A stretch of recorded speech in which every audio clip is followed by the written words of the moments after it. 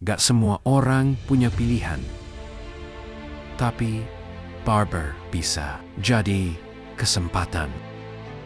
Kenapa harus barber? Kenapa dari sekian banyak pilihan kerja, justru jalan ini yang dipilih? Banyak orang lihat barber itu sederhana, cuma potong rambut, berdiri seharian, penghasilan gak pasti. Tapi yang mereka gak lihat, barber itu soal proses, kesabaran, dan membangun hidup dari nol. Jadi barber itu bukan cuma kerja, ini skill hidup. Skill yang terus berkembang setiap hari. Semakin sering lu motong, semakin tajam kemampuan lu. Lu belajar memahami bentuk kepala, jenis rambut, sampai karakter orang.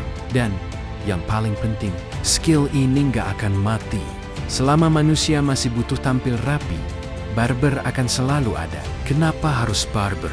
Karena ini salah satu jalan yang bisa lu mulai tanpa harus nunggu sempurna.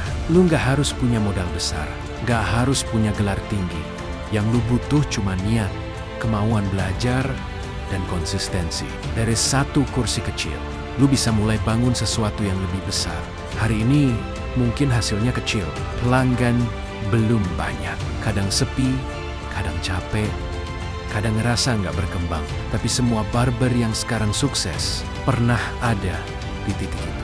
Yang membedakan cuma satu, mereka nggak berhenti. Kenapa harus barber?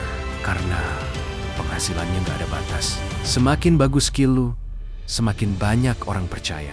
Dan semakin banyak yang datang, semakin besar juga hasil yang lu dapat. Ini bukan kerja yang nahan lu di satu angka. Ini kerja yang bisa naik seiring usaha lu dan yang sering dilupakan. Jadi barber itu punya dampak.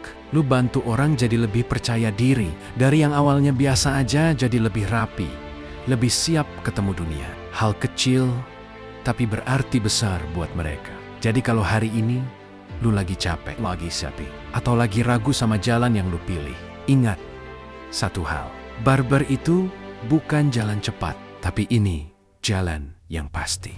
Kalau lu nggak berhenti, pelan, nggak masalah. Yang penting, lu terus jalan, karena dari tangan lu sendiri, lu bisa bangun masa depan yang lebih baik.